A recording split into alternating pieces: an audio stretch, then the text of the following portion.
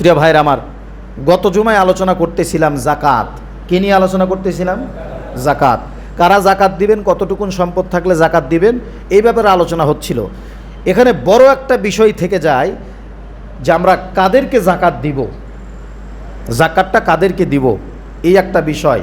আমরা অনেক সময় দমন দোয়াশার ভিতরে সঠিক ব্যক্তিকে জাকাতের অর্থ না দিতে পারার কারণে আমাদের জাকাতগুলো আদায় হয় না।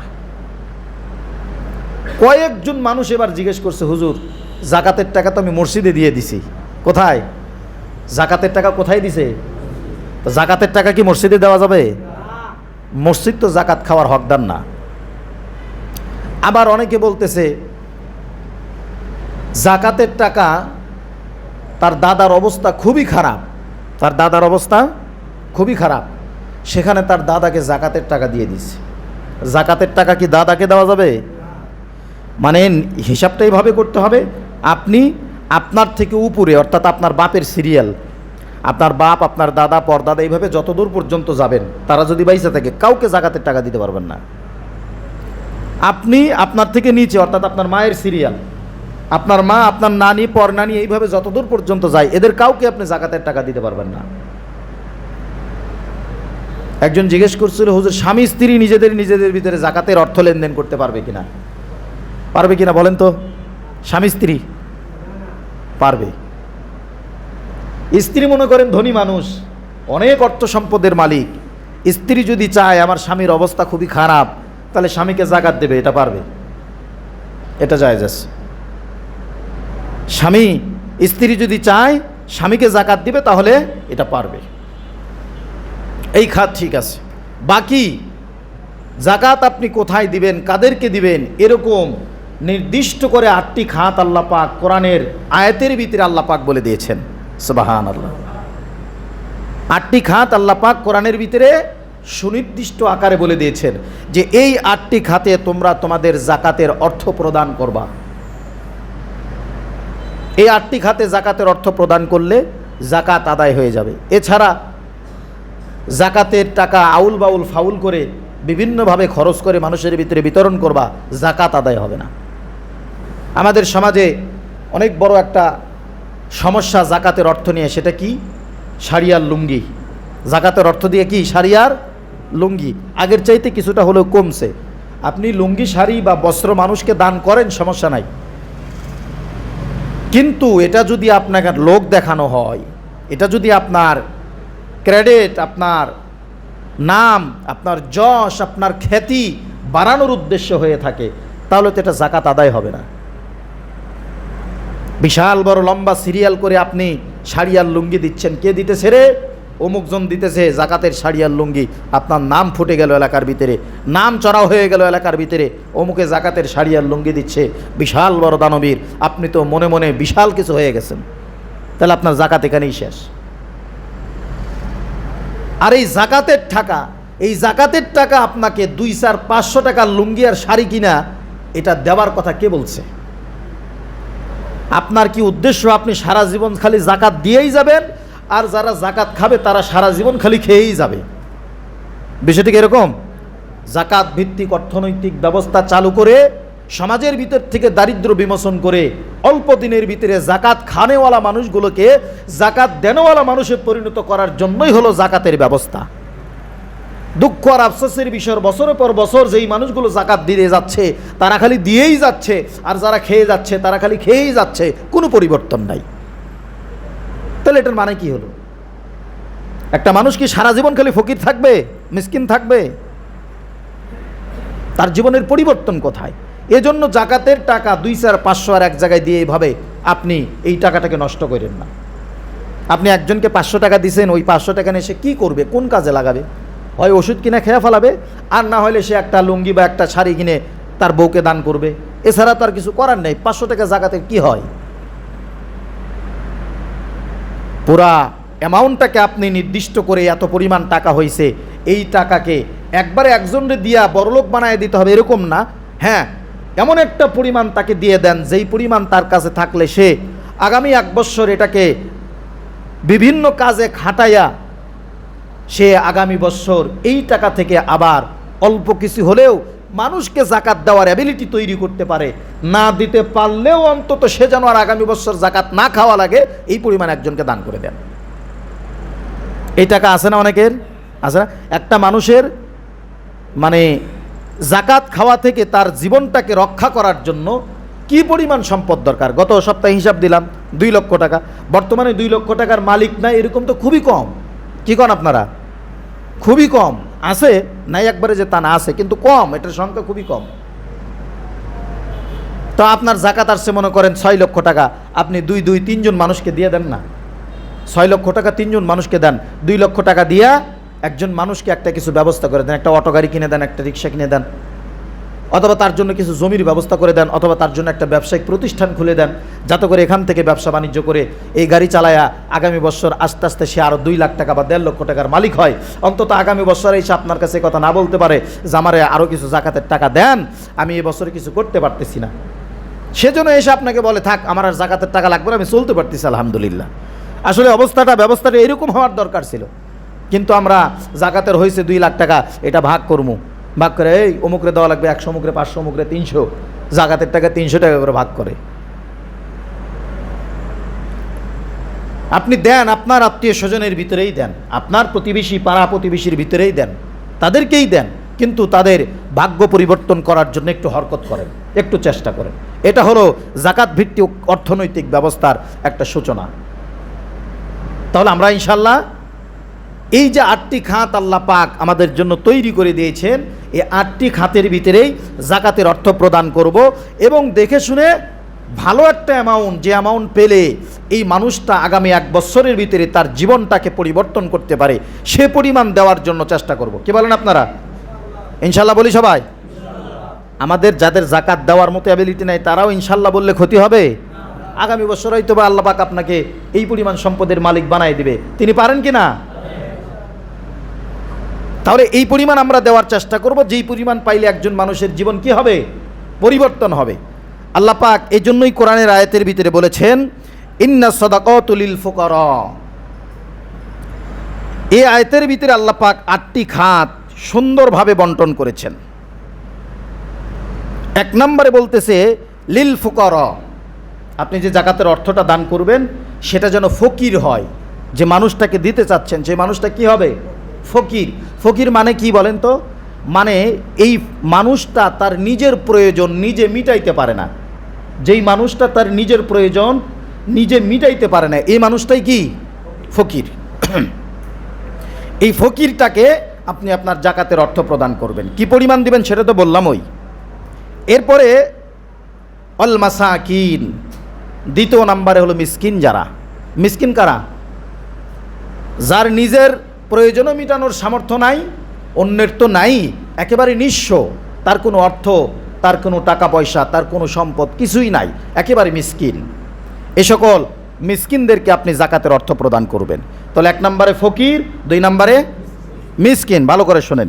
3 নম্বরে বলতেছে আল্লাহ পাক ওয়াল গামিলিনা আলাইহা ওয়াল আমিলিনা আলাইহা।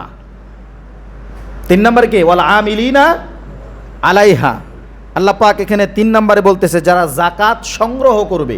এটা হলো যখন আমাদের দেশটা, আমাদের রাষ্ট্রটা ইসলামী রাষ্ট্রে রূপান্তরিত হবে, তখন এই জাকাত কালেকশনের জন্য গভর্নমেন্ট একটা প্রতিনিধি দল বানাবে। এরা দেশের বিভিন্ন প্রান্তে প্রান্তে গিয়ে জাকাতের টাকাগুলো কালেকশন করবে। এই যে যারা জাকাতের টাকা কালেকশনের কাজে ব্যস্ত, এদেরকেও জাকাতের টাকা গভর্নমেন্ট দিবে, এটাও একটা খাত। এদেরকে বলা হয় আমিলিন। তাহলে 1 নম্বরে ফকির, 2 নম্বরে মিসকিন, 3 নম্বরে যারা জাকাত সংগ্রহের কাজে নিজেদের সময় ব্যয় করে, এদেরকেও জাকাতের অর্থ প্রদান করা যাবে। 4 নম্বরে আল্লাহ পাক বলতেছে অল মুআল্লাফাতিল কুলুব। অল মুআল্লাফাতিল কুলুব, কলব, অন্তরটা যাদের ইসলামের দিকে ধাবমান। চাই এই মানুষগুলো আমাদের ধর্মের হোক বা অন্য কোনো ধর্মের হোক, কিন্তু সে চায় ইসলাম ধর্মটা গ্রহণ করার জন্য, তো তার পিছনে আপনি কিছু টাকা ব্যয় করতে পারবেন, অর্থ খরচ করতে পারবেন। আমাদের ইসলাম ধর্মে কিছু মানুষ আছে না, সে চায় তার পরিবারকে পর্দার সাথে রাখবে, কিন্তু অর্থের কারণে রাখতে পারতেছে না। একজন মানুষ সে চায় তার বউকে দিয়ে চাকরি করাবে না, মনে করেন কোথাও কোনো চাকরি বাকরি করাবে না, কিন্তু অর্থের কারণে সেটা করতে পারতেছে না। তাহলে এরকম মানুষকে আপনি সাহায্য সহযোগিতা করেন।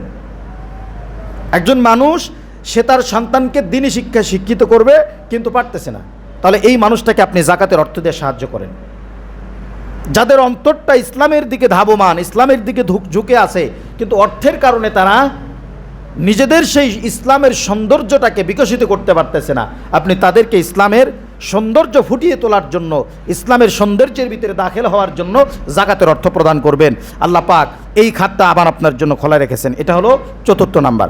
৫ম নম্বরে আল্লাহ পাক বলতেছেন অফির রিকাব, দাস মুক্তি বা বন্দিকে মুক্তি করার জন্য। এই দাস মুক্তি বা দাস দাসীর প্রচলন তো আর এখন আমাদের দেশে নাই, এটা ছিল ইসলামিক একটা জামানার ভিতরে। তখন দাস মুক্তির জন্য দাস ক্রয় বিক্রয় হতো আর কি, মানুষকে কিনতো, মানুষের বাজার ছিল, দাস প্রচলন ছিল একটা সময়, মানুষকে কিনতো। তো এদের মুক্তির জন্য জাকাতের অর্থ ব্যয় করা যাবে। এরপরে আল্লাহ পাক ৬ নম্বরে বলতেছে অল গরিমিন, ঋণগ্রস্ত ব্যক্তি যারা, বৈধ কারণে ঋণগ্রস্ত ব্যক্তি যারা, লোন ফোন কইরা হাবিজাবি কইরা ঋণগ্রস্ত হয়েছে, আপনি তারে জাকাতের টাকা দিবেন। লোন কইরা বিল্ডিং উঠাইছে, এখন তো এগুলো যাইতেছে সব সরকারের কাছে, নিলামে উঠতেছে, এখন আপনি তারে জাকাতের টাকা দিয়ে সাহায্য সহযোগিতা করবেন, এরকম না। বৈধ ঋণগ্রস্ত ব্যক্তি, আপনি আমার কাছ থেকে মনে করেন ১০,০০০ টাকা নিছেন, নিয়ে যে কোনো কারণবশত আর দিতে পারতেছেন না, এখন আপনার পার্শ্ববর্তী ভাই সে দেখছে হুজুরের কাছ থেকে এই ব্যক্তি ১০,০০০ টাকা নিছে, হুজুর তো 2 দিন পর পর এসে টাকা চাই, একটা শরমের বিষয়, একটা লজ্জার বিষয়। ঠিক আছে ভাই, হুজুরের কাছ থেকে যেহেতু টাকা নিছো, তো তোমার ১০,০০০ টাকা আমি দিলাম, যাও হুজুরে দিয়ে দাও, তুমি আমার আবার যেই দিন পারো দিও।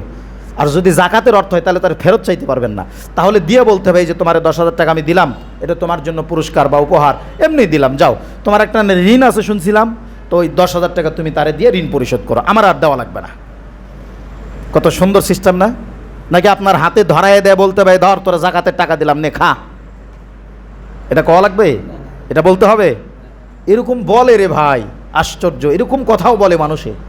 জাকাতের টাকা হাতে দিয়া কয় যে তোরে চাইছিলি ৫০০ টাকা জাকাতে, ধর তোরে ৬০০ টাকা জাকাতের দিয়ে দিলাম। এই কথাটা বলা কি খুব প্রয়োজন? আপনি যারে টাকা দিচ্ছেন ও তো এমনিতেই খুশি আপনার উপরে, আবার জাকাত শব্দ উচ্চারণ করা লাগবে কেন? যখন জাকাত শব্দ উচ্চারণ করলেন তো আল্লাহ অসন্তুষ্ট হয়ে গেল। আল্লাহ তো বলছেই এই দানের টাকা, জাকাতের টাকা, মানুষকে সাহায্য সহযোগিতা করার টাকা, এটা ওই ব্যক্তির হাতে পৌঁছানোর আগে আমি আল্লাহর হাতে পৌঁছাই। তা আপনি যখন বললেন ধর জাকাতের টাকা দিলাম, আপনি কারে কইলেন? আপনি কারে বললেন তোর জাকাতের টাকা দিলাম? আল্লাহ মাফ করুক, বোঝার তৌফিক দান করুক। বলার দরকার নাই, বরং আপনি ঈদ উপলক্ষে বলবেন এই নাও তোমাকে দিলাম, এটা ঈদ বোনাস তোমার জন্য, জাকাত আদায় হবে না? হয়ে যাবে, ঈদ বোনাস, এটা তোমার জন্য, তুমি তোমার ফ্যামিলি নিয়ে খাইবা, তোমার মা বাবাকে একটু কাপড় কিনে দেবে, এটা তোমার জন্য ঈদ বোনাস। আলহামদুলিল্লাহ, আল্লাহ অনেক খুশি হবেন, আপনার মালের ভিতরে দ্বিগুণ বরকত দান করবেন।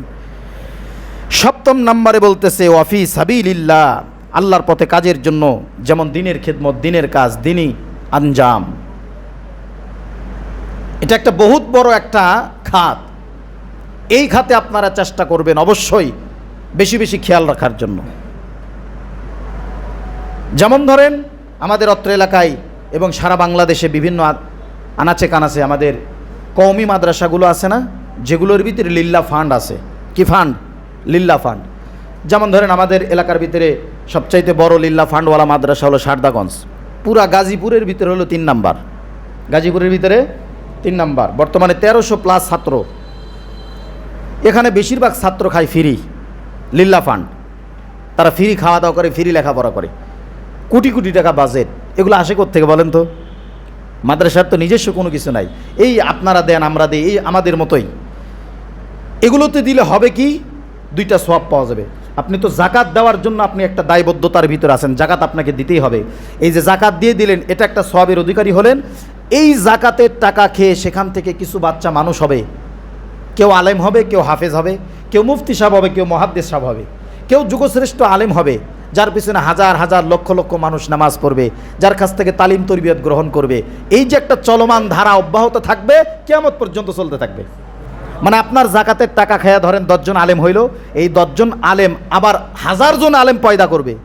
তারা কি ঘরে বসে থাকবে? তারা তো বিভিন্ন মাদ্রাসায় খেদমত করবে। ওই 1000 জন আবার কোটি জন মানুষ তৈয়ার করবে। এইভাবে তো কিয়ামত পর্যন্ত এই সিলসিলা জারি থাকবে। সুবহানাল্লাহ। আপনি এটার সব কিয়ামত পর্যন্ত পাইতে থাকবেন। মানে জাকাত দেওয়ার 8টি খাতের ভিতরে সর্বপ্রথম ফার্স্ট ক্লাস খাত হলো আপনার আত্মীয়। আপনার কে? আত্মীয়। সেকেন্ড নাম্বারে সবচাইতে ভালো খাত হলো আপনার কওমি মাদ্রাসার লিল্লাহ ফান্ড। যদি কোনো আলিয়া মাদ্রাসায় লিল্লাহ ফান্ড থাকে সেখানেও, মানে লিল্লাহ ফান্ড যেটা আল্লাহর জন্য, শুধু এতিম মানুষের জন্য, অসহায় দুস্থ গরিব মানুষদের জন্য যেই ফান্ডটা বরাদ্দ আছে সেখানে। তো এই ফান্ডগুলো অধিকাংশ সময় কওমি মাদ্রাসাগুলোতেই শুধু থাকে। আপনি আপনার আত্মীয় স্বজনকে দেন, কিন্তু বড় একটা অ্যামাউন্ট আপনি খেয়াল রাখবেন যেন কওমি মাদ্রাসাগুলোতে, লিল্লাহ ফান্ডওয়ালা মাদ্রাসাগুলোতে তারা পায়। পাইলে কি হবে? সওয়াবটা দ্বিগুণ হবে। একটা মাত্র খাত যেখানে ডাবল সওয়াব পাওয়া যায়। বুঝতে পারতেছেন না? আপনার টাকা খেয়ে সেখানে আলেম হবে, হাফেজ হবে, মুহাদ্দিস হবে, মুফতি সাহেব হবে, মসজিদের ইমাম হবে, মসজিদের মুয়াজ্জিন হবে, মসজিদের খতিব হবে এক একজন মানুষ। আপনি কতই না সৌভাগ্যবান, আপনি কতই না সৌভাগ্যশীল, খুশ নসিবওয়ালা একজন মানুষ যে আপনার টাকায় একজন মানুষ আলেম হইতেছে। সুবহানাল্লাহ। আপনি টাকা থাকলে বহুত কিছু করতে পারবেন, কিন্তু এই বয়সে এসে কার আলেম হইতে পারবেন? হাফেজ হইতে পারবেন? মুফতি মুহাদ্দিস হইতে পারবেন? পারবেন না। কিন্তু আপনার টাকায় একজনকে আপনি আলেম বানাইতে পারেন, সেই সুযোগ আপনার জন্য এখনো খোলা আছে। তাই প্রিয় ভাইরা আমার, অবশ্যই জাকাতের সকল খাতের ভিতরে এই খাতটাকে আমরা অবশ্যই প্রাধান্য দেব। যদি দেই তাহলে কি হবে? এরকম এক একটা মাদ্রাসা থেকে, এই যে আপনাদের মসজিদের ইমাম সাহেব, একটা সময় আল্লাহ পাক আমার কোনো কিছুই রাখছিল না, জাকাত ফেতরার টাকা খাই তো মানুষ হইছি। কি কন? ওই সারদাগঞ্জ মাদ্রাসার ছাত্র, প্রাক্তন ছাত্র, প্রথম বর্ষের ছাত্র মাস্টার্সের। আমরাও তো ওইসব খেয়েই তো এই যে আজকে আলেম, আপনাদের প্রতিনিধিত্ব করতেছি, আপনাদের ইমামতি করতেছি। মানিজ্জত গেছে নাকি? গেছে নাকি? আপনারা খুশি না? আপনাদের টাকা খাইয়া আমরা যে মানুষ হয়েছি, এতে কি আপনারা খুশি না? কিয়ামতের দিন দাঁড়ায়া দাঁড়া বলবেন আল্লাহর সামনে, রব্বুল আলামিন কিছু করতে পারি আর না পারি, এই সমস্ত মানুষের জন্য একটু খেদমত করছিলাম, তাদের পিছনে লেগে থাকছিলাম, তাদের জন্য একটু হরকত করছিলাম, আল্লাহ আমল নামা দিয়ে জান্নাতে যাওয়া যাবে না, তোমার সন্তুষ্টি চাই আর এই সকল ভালো কাজের একটু ওসিলা চাই। মাফ পাওয়ার জন্য, নাজাত পাওয়ার জন্য যথেষ্ট। আলহামদুলিল্লাহ। বলার একটা জায়গা থাকবে, স্কোপ থাকবে, জীবনে কত টাকা কত জায়গায় ক্ষয় করবেন, ব্যয় করবেন।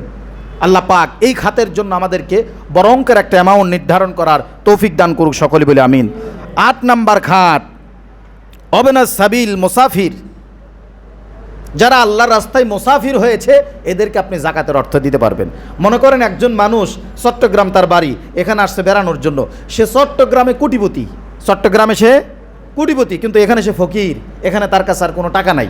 এই মানুষ এসে যদি আপনার কাছে বলে আমারে কিছু জাকাতের অর্থ প্রদান করেন, তাহলে এই মানুষটাকে আপনি জাকাতের টাকা দিতে পারবেন, এই মানুষটা জাকাতের টাকা খাইতে পারবে। খাত বললাম কয়টা? এই 8টা খাত ব্যতি রেখে আপনি আর কোথাও জাকাতের অর্থ দিতে পারবেন না। না আপনার বাপ দাদাকে দিতে পারবেন, না আপনার মা নানিকে দিতে পারবেন, না মসজিদে দিতে পারবেন। সরকার গভর্নমেন্ট অনুযায়ী যদি কোনো সুনির্দিষ্ট খাত আমাদের সামনে পেশ করে, তাহলে সরকারি খাতেও আপনি জাকাতের টাকা দিতে পারবেন, সেটা গভর্নমেন্ট আদায় করলে তবে। কিন্তু বর্তমান এবং বিগত দিনে যেগুলো দেখে আসছে আমি, গভর্নমেন্ট সরকারি খাত যেগুলো দেখাইছে ইসলামিক ফাউন্ডেশনের মাধ্যমে জাকাতের অর্থ তারা আদায় করছে, এগুলো তো পুরাই দুর্নীতিবাজ। আমার চোখের সামনে টাকা দিছি জাকাতের 2000, লেখছে হলো 1000, 1000 টাকায় চোখের সামনে গায়েব, ইসলামিক ফাউন্ডেশন কর্তৃক আদায় হয়েছে এগুলো। এরকম জায়গায় জাকাতের টাকা দেওয়ার দরকার নেই। আল্লাহ পাক আমাদের প্রত্যেককেই এই 8টি খাতের ভিতরে পরিপূর্ণ জাকাত আদায় করার তৌফিক দান করুক, সকলে বলে আমিন। তাহলে আরও যেহেতু কয়েকটা দিন সময় আছে, আমরা এই খাতে জাকাত আদায় করব। তো প্রিয় ভাইয়ের আমার, জাকাত হলো রমজান মাসের সর্বশেষ একটা বিশাল ইবাদত। পাশাপাশি আরেকটা ইবাদত আছে, সেটার নাম হলো এতেকাফ। আমি গত জুমায় বলছিলাম এতেকাফের সংক্ষিপ্ত একটা আলোচনা এই জুমায় করব, সময় তো শেষ, সংক্ষিপ্ত আকারেই বলি। এতেকাফ এটা কেমন একটা ইবাদত বলেন? এটা মনে করেন রমজান মাস হলো 30 দিনে, এই 30 দিন আমরা আল্লাহর কাছে অনেক ক্ষমা চাইছি, অনেক মাফ চাইছি। আল্লাহ মনে করেন শোনে নাই। আল্লাহ কি করে নাই? শোনে নাই, মাফ করে নাই, ক্ষমাও করে নাই। আপনারা দেখবেন আমাদের বাংলাদেশে যদি কেউ কোনো কিছু সরকারের কাছ থেকে আদায় করতে চায়, তাহলে সে আগে চিঠি দেয়, আগে বলে, সাংবাদিক সম্মেলন করে। এরপরে যদি আদায় না হয় তখন তারা কি করে? অনশন করে, আমরণ অনশন করে। কি করে? আমরণ অনশন, পানীয় পর্যন্ত খায় না। এরকম করে না? প্রেস ক্লাবের সামনে, যমুনার সামনে, বিভিন্ন জায়গায় আমরণ অনশনে বসে, একটা খেতার একটা বালিশ নিয়ে সুন্দর মতো শুয়ে থাকে, কিছুই খাবে না, কিছুই গ্রহণ করবে না, যতক্ষণ না পর্যন্ত তার দাবি দাওয়া মানা হবে। এটা কখন করে? যখন পর্যায়ক্রমে সরকারের কাছে বলতে বলতে এক পর্যায়ে না হয়, তখন গিয়া এই কাজটা সে করতে বাধ্য হয়, আমরণ অনশন। আমরা রমজান মাস পাইলাম, রহমতের 10 দিন আল্লাহরে ডাকছি, আল্লাহ ক্ষমা করো, আল্লাহ ক্ষমা করে নাই। মাগফিরাতের 10 দিন ডাকছি, আল্লাহ ক্ষমা করে নাই। করছে কিনা আল্লাহ ভালো জানে। সর্বশেষ আল্লাহ আমাদেরকে ক্ষমা করছে কিনা আমরা তো জানি না। ক্ষমা পাওয়ার জন্যই আমরণ অনসরণ করে ইতিকাফে বসে। মুসলমান আমরণ অনশন করে ইতিকাফে বসে, আল্লাহ এই যে মসজিদের ভিতরে বসলাম, কোথাও যাব না, মসজিদ থেকে বের হব না, পরিবারের কাছে যাব না, সন্তানের কাছে যাব না, বাজার ঘাটে যাব না, কোনো প্রয়োজন মিটাবো না, তোমার ঘরে বসলাম, আমরণ অনশন করলাম, যতক্ষণ না পর্যন্ত তুমি আমারে ক্ষমা করবা ততক্ষণ পর্যন্ত এই ঘর আমি ছাড়ব না। ইতিকাফ, আমরণ অনশন, সর্বশেষ আল্লাহর কাছ থেকে ক্ষমা পাওয়ার বিশাল সুবর্ণ সুযোগ। আর আল্লাহ পাক এই আমরণ অনশনের ভিতর দিয়ে যে আমাকে আপনাকে ক্ষমা করবেনই করবেন, এর অথরিটি আর গ্যারান্টি সূরাতুল কদর। সূরাতুল কদর, ইন্না আনজালনাহু ফি লাইলাতিল কদর ওয়া মা আদরাকা মা লাইলাতুল কদর লাইলাতুল কদরি খায়রুম মিন আলফি শাহর। আল্লাহ পাক বলছে পুরা রমজান মাসের ভিতরে একটি রাত আছে, তার নাম হলো লাইলাতুল কদর। এক রাত 1000 রাতের সমান, সুবহানাল্লাহ। এক রাতের ইবাদত 1000 রাতের ইবাদতের সমপরিমাণ, সুবহানাল্লাহ। আল্লাহ পাক বলছে যারা এই রাত পেল 1000 রাতের ইবাদতের সমপরিমাণ সওয়াব পেয়ে গেল। এখন যদি কোনো মানুষ শেষের দশকে লাইলাতুল কদর খোঁজে বাড়িতে বসে বসে, ধরেন যেই রাত্রিতে লাইলাতুল কদর তার আগের রাত্রিতে আমি আল্লাহর কাছে ক্ষমা চাইছি, তাহলে কি ক্ষমা পাবো? ওই লাইলাতুল কদরের যে বরকত সেটা কি পাবো? পাবো না। আবার যেই দিন লাইলাতুল কদর তার পরের দিন আমি ক্ষমা চাইছি, তাহলে কদরের বরকত কি পাবো? আচ্ছা, যারা বাড়ি থেকে এই কদর খোঁজার চেষ্টা করব তাদের নসিবে এটা থাকলে থাকতেও পারে, না থাকলে নাও পারে। কিন্তু যারা ইতিকাফে বসে লাইলাতুল কদর তালাশ করবে, এদের মিস হওয়ার কোনো সম্ভাবনা আছে? কোনো সম্ভাবনা আছে? আপনি লাইলাতুল কদরের রাত্রিতে আল্লাহর ঘরে শুয়ে থাকেন, চাই বসে থাকেন, চাই দাঁড়িয়ে থাকেন, চাই কোরআন পড়েন, চাই গজল গান, আর যাই করেন না কেন, বৈধ যে কোনো কাজের ভিতরে আপনি যদি লিপ্ত থাকেন, কোনোই কিছু করলেন না কিন্তু শুয়ে আছেন, কোনোই কিছু করলেন না শুধু শুয়ে আছেন, ফেরেশতাদেরকে ডাক দিয়ে আল্লাহ পাক বলে আমার বান্দাদেরকে 1000 বছরের আমল নামায় পরিবর্তন করে দাও। কদর সে পেয়েই যাবে। এই যে অনশন করলেন, আমরণ অনশন, এই অনশনের ভিতর দিয়ে আল্লাহ পাক আপনাকে তাকওয়ার গুণে গুণান্বিত করে জিন্দেগির সকল গুনাহ ক্ষমা করে 1000 বছরের আমলনামা দিয়া মসজিদ থেকে নতুন করে বের করে দিবে। প্রিয় ভাইরা আমার, যারা এই বছর পারি নাই, আগামী বছর নিয়ত করি জীবনে অন্তত একটা বার হলেও আমি ইতিকাফে বসবো। আমি যদি এখন বলি জীবনে কেউ একবারও ইতিকাফ করেন নাই, হাত তোলেন, তাহলে মনে হয় অধিকাংশ মানুষই হাত তুলে ফেলবে, ঠিক না? অধিকাংশ মানুষই হাত তুলবে। জীবনে একটা বারের জন্য হলেও ইতিকাফে আপনি বসবেন, ইনশাল্লাহ বলি, ইনশাল্লাহ বলি। এবছর নিয়ত করি আগামী বছর ইতিকাফে বসবো। 1 বছর আপনার সময়, আপনার যত প্রয়োজন আপনি মিটিয়ে ফেলান, পারা যাবে না ইনশাল্লাহ। আল্লাহ পাক আমাদের প্রত্যেককেই এই জুমাতুল বিদা থেকে তাকওয়ার গুণে গুণান্বিত হয়ে আগামী বছর রমজান পাওয়ার লক্ষ্যে আল্লাহ পাকের কাছে দোয়া এবং প্রার্থনার মধ্য দিয়ে আল্লাহ পাক আমাদের জিন্দেগির সকল গুনাহখাতা ক্ষমা করে এই রমজানের বাকি রোজাগুলো সঠিকভাবে আদায় করার তৌফিক দান করুক। সকলে বলে আমিন। ওয়া আখিরি দাওয়ানা আনিল হামদুলিল্লাহি রাব্বিল আলামিন ওয়া মা আলাইনা ইল্লাল বালাগ।